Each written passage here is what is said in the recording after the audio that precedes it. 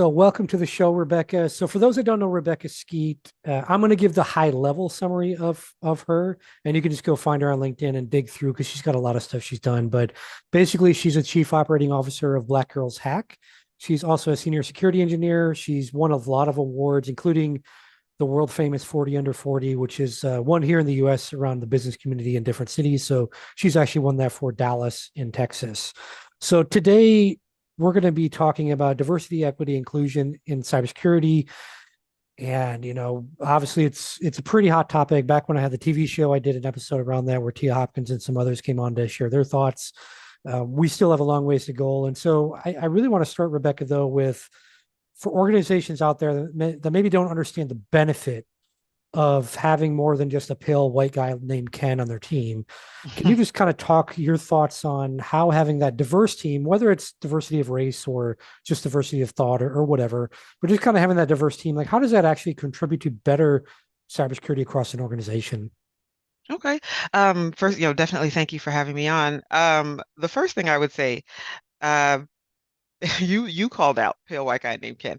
Uh, you're welcomed as well, and I think sometimes people hear diversity and then they think I don't meet or fall under the classification of any of these other um, groups or teams, so that means I'm not welcome.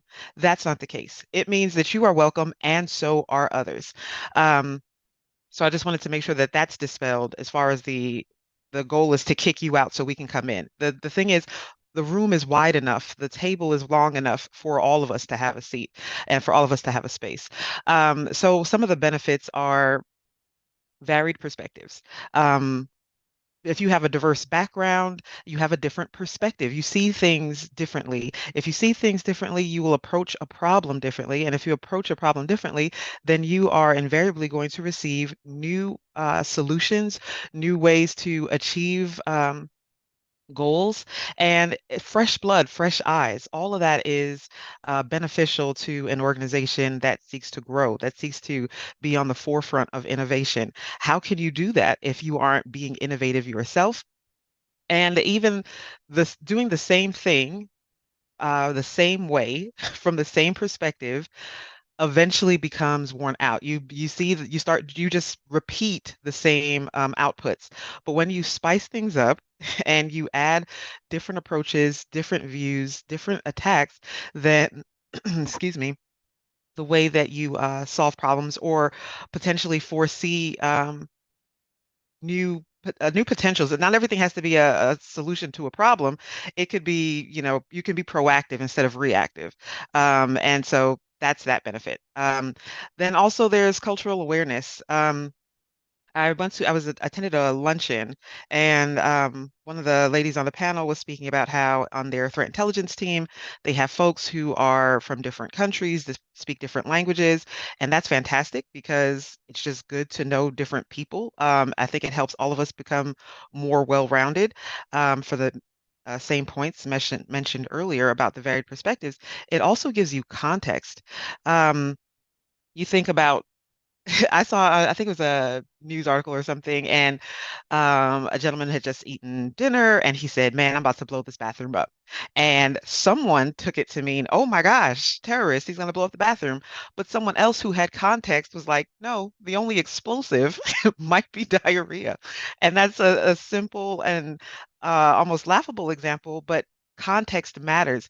And because someone didn't understand what he intended, it became an issue where it didn't need to be. And then vice versa, there are some things that we might think are, innocuous and might not mean anything, but if someone has context for the specific culture, country, or of the like, then they can speak to how this could potentially what the potential impacts are, or this is how this phishing attack would work. These are some areas that we need to tighten up on social engineering because um, the tactic that is being utilized might be more impactful based on how it is relayed.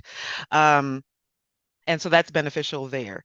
It's also good for the folks that, we say that we want, everybody says there's this skills gap. We want to hire more folks.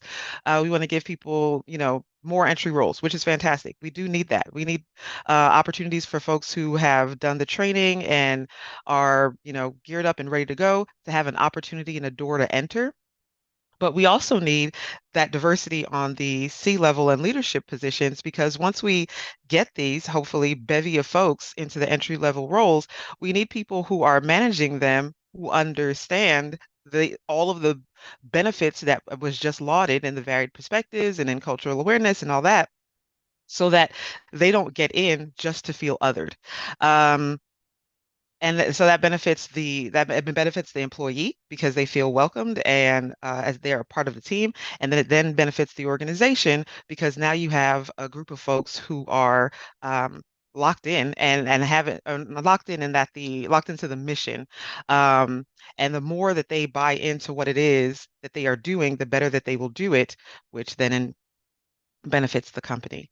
And then adaptability. I think teams with, a mix of skills, backgrounds, experiences, they can adapt quickly. And that's what we need in the cybersecurity landscape. A lot of it is, adapt and overcome. Things are going to happen that, yes, sometimes, I was told in college, history major, history doesn't always repeat itself, but it rhymes.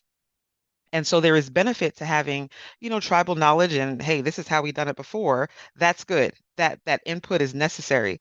But then it's also necessary to say, okay, this is how we've seen it before, but then it's evolved. And so now we need people who can learn and glean from the folks who have seen before and hear that knowledge, but then also say it, okay, this is how it's adapted. This is how I think we can approach the situation. And so adaptability is beneficial in life, but definitely for an org.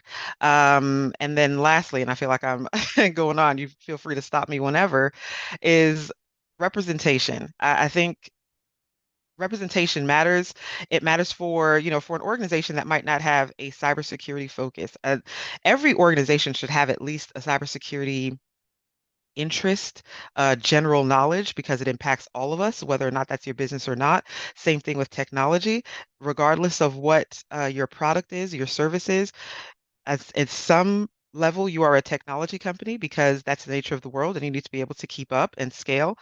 So representation matters for, excuse me, those who are seeking to secure, and then also for your customers, for your organization, for anything that any area of your business, it helps to have diverse stakeholders, a diverse group that represents the diverse stakeholders that you serve. And that's going to help with strategy. It's going to help with communication. You can strategize more effectively. You can communicate more effectively. And then it just ensures that the solutions that are provided meet the needs of a wider audience. And I hope in that soliloquy there that I addressed the initial question that you asked. No, you did great. So a few things that you mentioned that I want to kind of focus on. So you talked about obviously the quote unquote skills gap, right? But like, let's be real, there's literally tens of thousands of entry level people ready to go out there that there just aren't jobs for. But Hmm. I want to not dive into that on this podcast so much, but I want to touch on that a little. But I also want to, you mentioned representation. You also mentioned, people moving into leadership roles. So my question really is about challenges, whether from your own experience or from those you've worked with or you've talked with. What are some of the biggest challenges of getting your foot in the door? So getting that kind of first opportunity as an underrepresented person. And then what are the challenges from going from that? Like, okay, now I've got a few years in cyber in whatever role, and now I want to move to leadership. What are maybe some of the challenges? So for that way, the audience out there, if they're just starting out, they can kind of work through some of those challenges because they're probably experiencing some of them. And then also for those that are in industry right now, but are looking to move into leadership, what are some of those common challenges that they need to either prepare for or they might be facing? And what's kind of the recommendation from a Rebekah's standpoint or from people you've spoken to on how to overcome those? Okay. Um, Couple opportunities to answer there. So, um, for someone just started, I think there are, and you touched on it a bit, limited access to opportunities. So there are so many people that are, hey, I want to make sure that I'm future proofing as much as I can my role or what have you. And so they're taking the trainings, they're going to the boot camps, they're going back to school, whatever is necessary to prepare themselves for these roles that everyone says exist, these millions of cyber jobs that, I've heard on so many different podcasts, read in so many articles, whatever that exist. What I have seen, you could, look at LinkedIn, folks who are posting in different forums on social media, is that they're trying, they're just not getting the roles. And honestly, I I still have questions there as to what the disconnect is, because there's so many companies that say, yes, we're looking and we need. And then the people are like, okay, hey, pick me. I'm here. What is it that you need so I can prepare myself thusly, so that I can step into these roles? And I've heard it, reported that sometimes the disconnect is companies say they want entry level roles, but the requirement is a CISSP. Well, that's incongruent because a CISSP itself, it's slated or, part of the qualifications listed is that a person has had at least the 5 years of experience in the role before they can take it. Now, granted, they've made exceptions. You can take the exam and then like be an associate and then have that pass, but still, that's not an entry level certification. That's a management certification. And so to have that for an entry level role in and of itself seems ill-fitting. And then there are folks who, they say, okay, fine, maybe not the certs or whatever, but we want you to have X amount of levels, years of experience. Again, how can we have those years of experience if they're just now starting? I have seen some companies that are, kind of saying, acknowledging this and saying, we'll give the opportunity of as long as you have those quote unquote soft skills, you're willing to be trained or what have you, we'll hire in a junior role and work with you. That's fantastic, and I think that's good. Um, I don't know how widespread that is.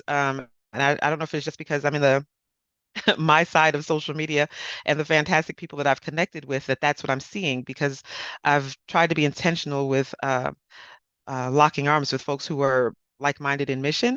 But I think we should see more of that. And then I think there are, and I'm sure we'll talk about it later as well, those organizations that are trying to bridge the gap.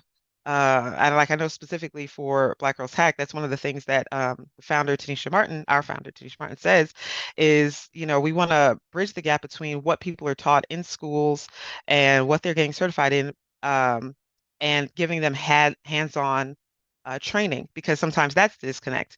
There are some folks who are um, sold a bill of goods in the boot camps that they are given, and when they go to apply for these jobs, what's being required of them and what they were taught, there is quite a bit of a gap and a chasm between the two. So then there are some organizations and nonprofits that are seeking to bridge that. Um, but it's one of those things where I don't distinctly and exclusively have the answer. I just have questions. And I vocalize questions that I've heard from folks applying as well.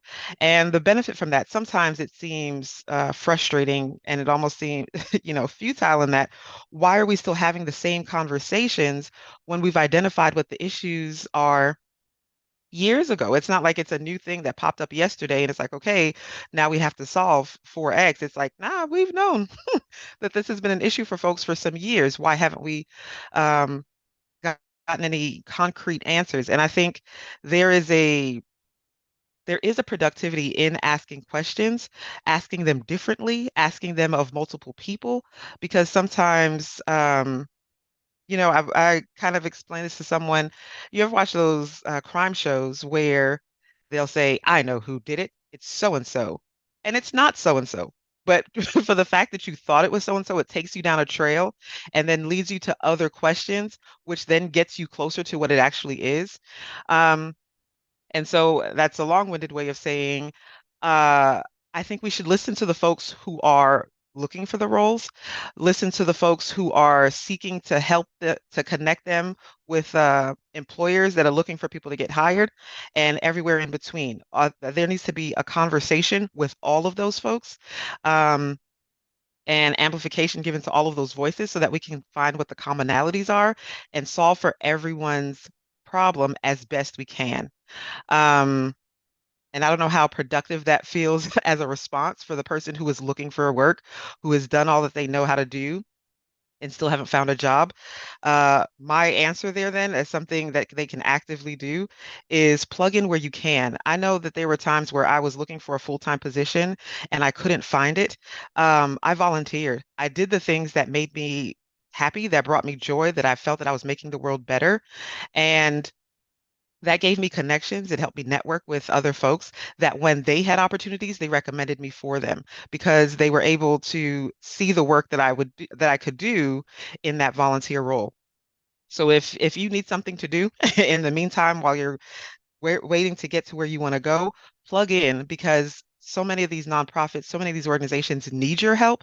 And then it ends up helping you as well because you're broadening your network, you're meeting new people, and now you have a new crop of folks who can speak to your work ethic, your excellence, et cetera, and potentially can provide you with another opportunity. Um, the another issue that I think, because I think the overall question you said, some of the issues that folks are facing in underrepresented groups specifically are facing when trying to enter the field. Some of it is unconscious bias. And that bias can exist in recruitment and hiring. Once a person is, good Lord willing, and, and the person is hired, even in the workplace interactions, um, the way that people can either internalize actions that weren't meant that way or microaggressions and things of that nature, organizations need to address that. I think because we also need to have a more equitable environment, So that's just one of the challenges that they face. The other thing is feeling disenfranchised. Um, I know quite a few underrepresented individuals, when they get the role, because that's best case, right? They're wanting to be hired, they are hired, and then they get there, and then some feel isolated or excluded. And, that can be for any any person that falls within the other group. So we're talking about cybersecurity, which is part of STEM, which is tech. So a women, often they refer to most STEM careers as male dominated. So anyone outside of that small group can sometimes feel othered if they enter into a role where it's like, and then this is another scenario, and I don't want to go too far off on different tangents, but it kind of gives you the opportunity to go down any of these roads, is that there are some folks who, or some organizations who'll say, you know what? Yes, we need to do better. It's Black History Month, so we're going to make a focus on this. It's AAPI month, we're going to make a focus on this. It's Pride Month, we're going to make a focus on that. And so they do enough to like virtue signal, or they'll hire someone so they can pat themselves on the back and say, "Hey, look, we got ourselves one of these others." And then that's it. They bring them in, acknowledging the fact that they are other, and then leave them there unsupported. And then when they either use it as an excuse to say, "Hey, we tried and it didn't work out," or, and I feel conflicted sometimes over those situations because I want people to get the job. And sometimes I'm like, you know what? I don't care. If you want to give me the job because you think I'm the token Black person, I'll take that token and spend it and make it to my benefit. At least I have a foot in the door and I could potentially bring others. But then that's also a tiring and lonely position to put someone in as well. Of it's like, yes, we brought you in. Yes, you have this opportunity, but now you have the weight of representing all of the boxes that you check to be hired, representing that at the organization. So if you're the first woman that they've hired, you now have to represent all women everywhere.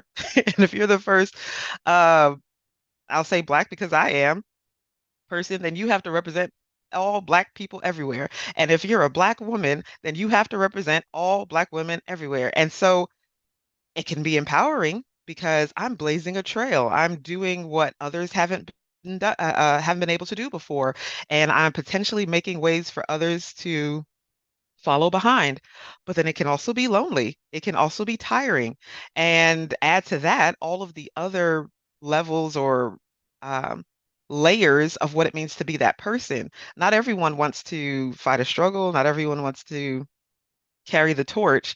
Um, and I don't know if people, I think some people are good natured in offering opportunities. So I don't want it to make it seem as though I think everyone is evil and self-serving and only doing things from a performative viewpoint. But I also think it's necessary for the folks who are well-intentioned to realize the position that folks are in so that once we give them those opportunities, we give them support to stay. Because that's beneficial. And that circles back to the first question, get me back on track there, is the more successful and supported and uh, flourishing we make these folks to give them the opportunity to be, the more opportunity that we have to replicate that and have people look up to them and say, oh, hey, you're fantastic. I want to be like you when I grow up. Let me go ahead and enter this field. Let me go ahead and do this thing. And that's beneficial because cybersecurity is not like okay, it's a job that needs to be done. It's done. We've fixed it. And now it's all healed. It will be a job that needs doing for the duration uh, of technology. As long as that exists in perpetuity, so will this role, so will the need for people to defend it, to build it securely. And the more hands that we have that are lent to the fight, the better. So for someone who doesn't care about DEI, you don't, you should. Maybe because you think, oh, I'm not down with that hippy dippy stuff. It's just about the work.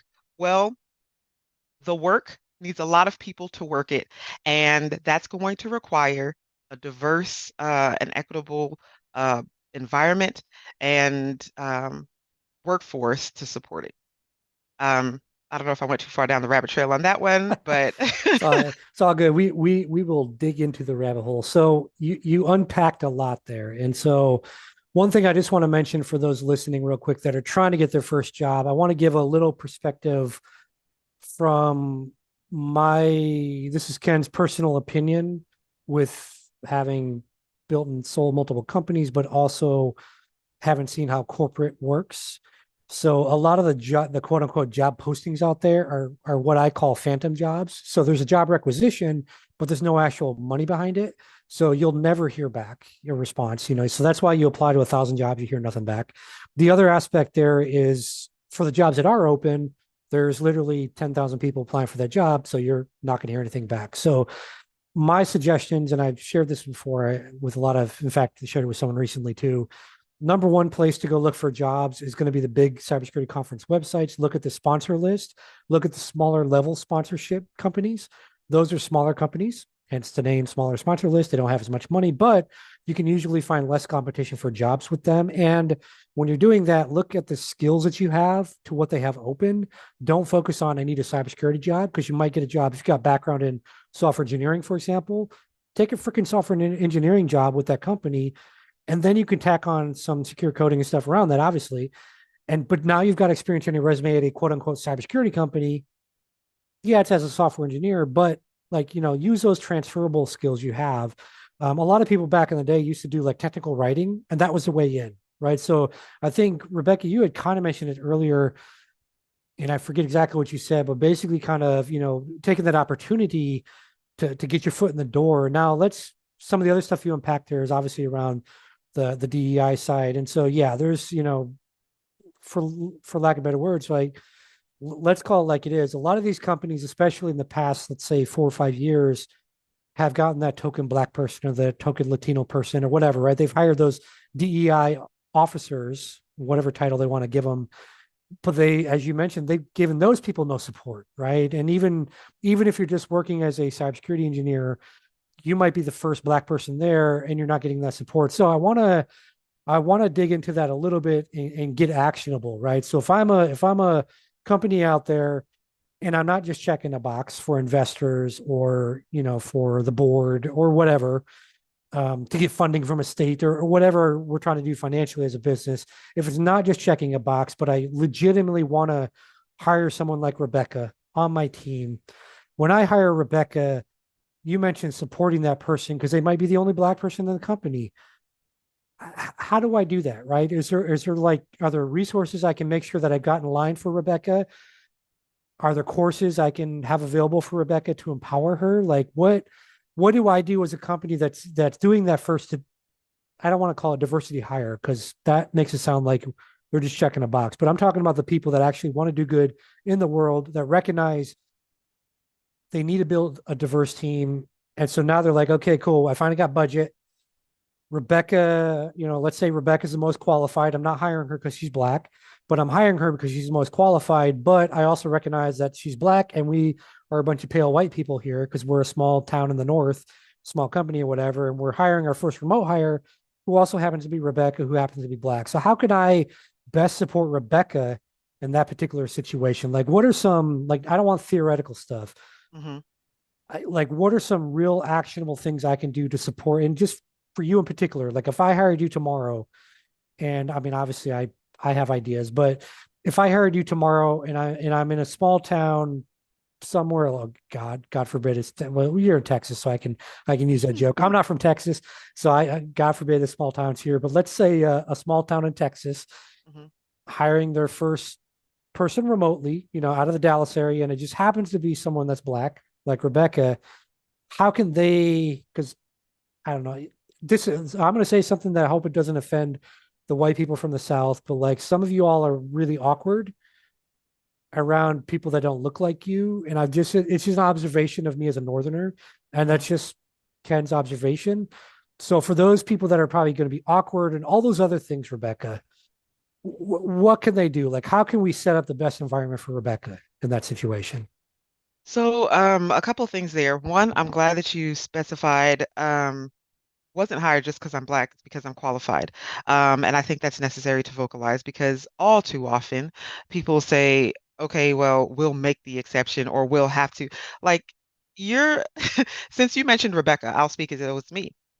You're doing yourself a favor by hiring me, not in a hubris way, but in a I know how hard I work, I know how much I care, and I know how much I invest into a company that invests in me. Um, so as far as what can you do to support Rebekah, listen to me. That's the first thing. If I have questions, qualms, concerns, I will vocalize them. My thing then is who is my manager? Who is my HR? If I suggest the thing, it doesn't necessarily mean because it came from Rebekah, it's law. You have to do it. You have to carry on this way. But if you are saying, I want to hear you, and I either want to enact policies or uh, support um, an environment that supports you, then listen to me when I tell you how I feel supported. It's kind of like a relationship. If you are married to someone whose love language is words of affirmation and they tell you it's words of affirmation, you can give quality service with the best intentions, but they told you what it is that they respond to, and that is the best way to meet them where they are. I think surveys are important for larger organizations. Maybe it's not just one, you have, good Lord willing, a handful, a couple, or what have you. Get feedback and make the survey anonymous so people can, speak as honestly as possible, and then pay attention to what's in the survey and then respond to it. Because I know sometimes people will ask questions or they'll take a survey, but then that's it. They don't do anything with it. And that can not only uh, backfire, I think it's actually better to not ask a question if you aren't going to do anything about it than to ask, make the person think that you're invested, and then disregard it. I think that does good sometimes. So, but anyway, for me specifically, listen because I'm vocal. Um, Support the things that I support. I know, like my day job, we have a uh, donation matching. So it's like, hey, we might not know all the different organizations that you care about, what's near and dear to your heart, but we will support you as you support them. I think that matters.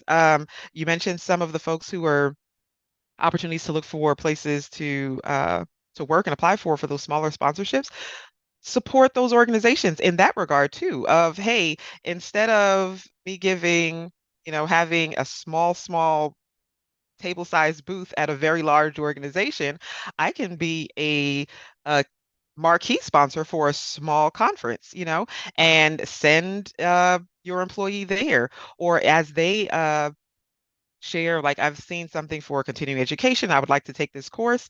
Okay, by all means, support that. So that's for me specifically. I know I, while I am an advocate for many, I am not the voice of every, And so how I perceive things and what will work for me might not be what'll work for you and or for others. And I think it's necessary to listen to your people.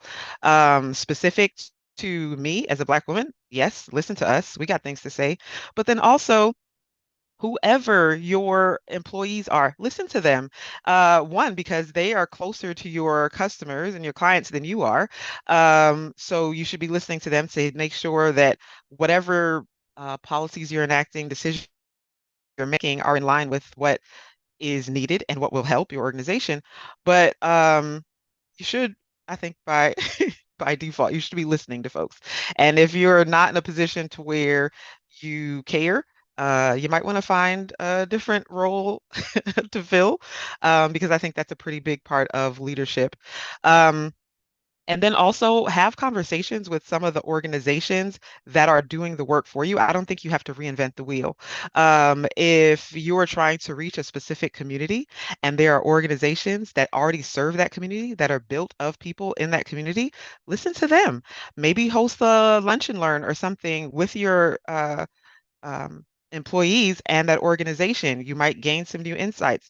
And if that it's an organization, the other thing to say there is don't be one of the people who take from those smaller organizations who are trying to find nickels and pennies out of couches and not give back. And yes, you can give back financially because obviously, nonprofits and things of that nature, money is an evergreen need and issue for them. But then also, if you're asking them how you can help your employees, offer how can you help their leadership? Make sure that as many of the relationships that you have are symbiotic and not parasitic. Um, yeah, I think that's what you can do is listen. Because more often than not, people are telling you what their concerns are. They're saying what their issues are. It's just falling on deaf ears. So the first thing I would say is listen and then take action on what you heard. So you mentioned some smaller conferences in the nonprofits, et cetera, which I think is a great segue. So thank you for doing that for me Mhm. into Black Girls Hack, which is obviously an organization you're affiliated with. As I mentioned at the beginning of this podcast, you're chief operating officer over there. So do you mind just talking a little bit about Black Girls Hack, what it does, how it helps, and then there's a rumor that there's some kind of thing going on in August. And also, do you mind just talking about that so people can get awareness around that and get signed up as well? Sure thing. So Black Girls Hack is a nonprofit dedicated and dedicating our time and resources to increasing diversity in cybersecurity. We believe the things that I said there. Now, granted, sometimes I go off on tangents and I throw extra words on there, so I won't say that everything that I say is exactly how our founder would say it. But we believe in educating, empowering, and preparing the next generation of cybersecurity professionals. So we want to help you find the door. We want to get you in the door, and we want to support you once you're in there. Because people will say, get your foot in the door. Well, we don't want to leave you once that foot is in there. We want to make sure that the crack in the door is wide enough that you don't have to just stick your foot in there and risk it being slammed on you. We want to make sure that the door is wide open and that you're prepared when you go in there and you're not daunted by the experience, and that you can open it even wider for the folks following behind. And that's inclusive of those who are just now starting, who have no idea what cybersecurity is, what it means, what it looks like, or maybe you've just seen, characters on a TV show, you've seen people in black hoodies, and you want to know what it's about. You are welcome. We'll help figure it out with you as to which area you want to go down. If you want to be a red teamer, blue teamer, et cetera, et cetera. And then we also have for folks who are already in the field, who need support, who want to upskill their, not just a destination, they're still on their journey and they need support either in study groups, resume review. I know, Ken, you've done some things with us as well. And so we leverage our resources to benefit our members. And for August, the rumor is true. Well, depending on which rumor you heard, but we're hosting SquadCon this August, 7th through 8th, with a game night on the evening of the 6th. So 6th through the 8th for your travel and planning purposes. And SquadCon is our annual conference to unite all of the folks, all of our members, the squad, lovingly referred to learn, to network, and to have a good time. Because when you're doing something that matters to you, that is of import and of value, with people who care about you, that's a pretty great time. So you can come and have hands-on workshops, hear from fantastic speakers, and then also meet in person awesome people who are at the same position level, starting out where you are, and others who are in positions that you aspire to be. It's a great time. It's around the same time. It's during Hacker Summer Camp. So the benefit there is if you want to go to you're already in town because you're going to Black Hat, or besides Las Vegas or any of those others, we're going to be around that time too. So it's only one flight and you get to attend those other conferences. And then also the Diane Initiative is on Monday. They're doing a scholarship. We've partnered with them. So if you apply for the Diane Initiative scholarship, you can get a ticket for both there and for our conference, and vice versa. We are currently doing scholarships for our members as well, and you can get tickets for our conference in the Diane Initiative and for Black Hat as well. What we really want to do is we've identified what the potential barriers and obstacles are.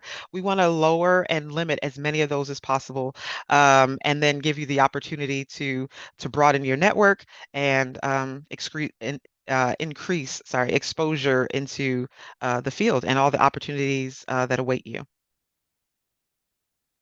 And by the way, for those listening, if you want to ride Rebekah's private jet out to Vegas this year, I just send her a DM on LinkedIn and you'll be good to go. So final question, Rebekah, is let's say tomorrow, well, or today, you go to the grocery store, you run into some little kid, doesn't matter who they are, what they look like, and you kind of talking to parents, whatever. Kid gets excited. Oh, I want to do cybersecurity. Like, what's that one piece of advice? If you had just one piece of advice for a little kid right now, and by the way, I don't think any little kids listen to this because I curse on the podcast sometimes. Parents probably don't. But if the parents were going to relay information to the kid, like what's that one piece of advice you would give a little kid right now that's potentially interested in a cybersecurity career? Stay curious. Um, and that seems so simple, but like a curious mind, you will try to figure out how things work, why things work. And that's so beneficial. I think so many people are stale, for lack of a better term. Like they they just want to be very, okay, this is the thing that needs doing. I'm doing this thing. How do I do it? This is how it's always been done. So this is what I'm doing. And that's effective for people to a level, to an extent. But if you want to continue to evolve and grow and not get bored with your work or with life, I think curiosity, I know they say curiosity killed the cat, but the cat's got 9 lives. It's okay if you die once, you'll live again. Um, I think that's so beneficial in because as a child, I'm not going to talk to you as a child about, well, this is the job that you should do, child. Because what is that for them? I want them to think beyond that. I want them to do things because it interests them. I want them to solve problems, and I want them to live a full life. And I think if we're doing all those things, everything else will come after the fact. Um, because I don't think, I think at our nature, at our core, we want to make things better. We want to leave the world better than we found it. And if someone is naturally curious and and just joyful and caring, I think we'll be closer to solving the world's problems if we're free to explore and to understand and to question. Um, so yeah, I would, be as determined and joyful and optimistic as you can for as long as you can. Um, yeah. That's right. Before adulthood kicks in and everyone Before tells you it can't, kicks you you square know in what I'm the saying? teeth. Right, right, right. Adulting is hard for any kids that do listen. Adulting is hard. Stay a kid forever. So Rebekah, obviously, thank you. For those listening, I'll put links for Black Girls Hack as well as the link for SquadCon, so you can check out the info from their website on that. Um, I was kidding about Rebekah's private jet. She does not share that with anyone, even me. So Listen, the you've only got to figure out PJ your I own have is tickets. a peanut butter and jelly sandwich. I mean, Oh, I maybe like it. eventually, but not right now. You can always buy like a little, I don't know if Hot Wheels makes airplanes, but that's an easy way to get your dream airplane without a lot of money. So anyways, thanks again though, Rebekah, for coming on. Good conversation. Hopefully this helps some of those people out there that are looking for cybersecurity jobs or looking to move forward in their career. Thank you for the time. I appreciate you.